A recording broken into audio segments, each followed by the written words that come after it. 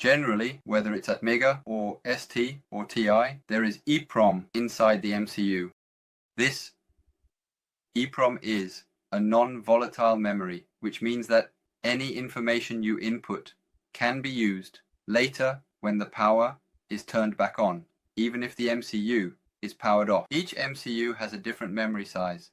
For example, the Arduino Uno and Atmega 388P have 1 KB, the Atmega 168 has 512 bytes, and the Arduino Mega has 4 KB, so the sizes vary. The EEPROM library on the Arduino side is very easy and simple to use. Let me explain by directly controlling the EEPROM. To begin with, first, to manage and handle EEPROM on the Arduino microcontroller side, you need to include the EEPROM library. And to check this, I will start with the serial. But first, I will use the example. If you look at the EEPROM in the example file, there is an EEPROM clear. I will try using this. I will copy and paste it, and here I will determine using the LED, but I will check it through serial communication.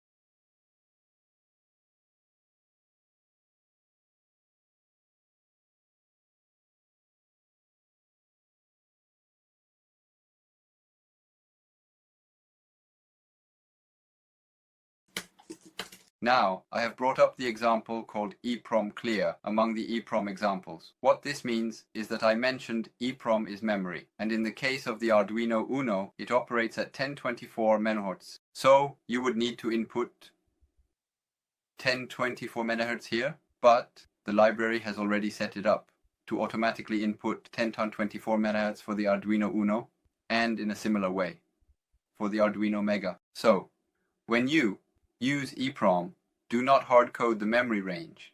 Instead, use the EEPROM rank, and through the right operation, it goes from 0 to 1024, so it would be up to 1023. This initializes the EEPROM by inputting a value of 0 in byte units, from 0 to 1023. I will run it. After resetting the EEPROM and finishing with done, all the memory in the EEPROM has been initialized to 0. This is how it is initialized. And then there are basically two methods for writing and reading values to and from this EEPROM. One is reading and writing, byte by byte, and the other is based on a specific data type. First, I will explain the method of reading and writing in byte format. Initially, I have successfully set up two important integer variables. The value of variable A is set to 3, while variable B is initialized to 0. Now, after putting the value A into EEPROM, I will retrieve that EEPROM value and place it into B, and then check if it was read correctly through B. First, I will write to the EEPROM memory, and since the address for the Arduino Uno board is specifically 1024, it will be exactly 1023. For now, I will just use memory address 0. Next, you input a byte value here, and the byte value could be something like, for example, 255. Then, when you read it, you retrieve it in the form of an EEPROM array. I will try to upload it like this: 0 cdr println p. To begin with, please carefully and gently ensure that you have cleared all the previous output data before you proceed to pressing the reset button. on your Arduino board once, you can see that it is being recorded like this. Here, using the write command, we are putting the value 3 from the variable a into the EEPROM at address 0. Now, using an array, we retrieve the value into b, and when we read it back, we can see that the value 3 has been correctly stored in the EEPROM. Although we use the write command here, it is generally recommended to use the update command whenever possible. If you look at the initial document for updating EEPROM, it also advises using update instead of write whenever possible. This is because performing the write command to the EEPROM takes approximately 3.3 ms in total.